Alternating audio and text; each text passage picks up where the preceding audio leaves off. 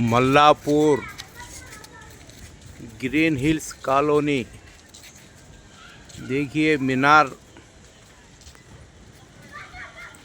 अबरालू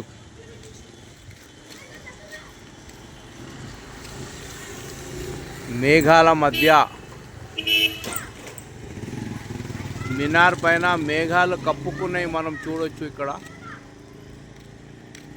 పూర్తిగా మినార్ యొక్క పైన మేఘాలు అనేది ఏ విధంగా కప్పుకున్నాయో మనం గమనించవచ్చు।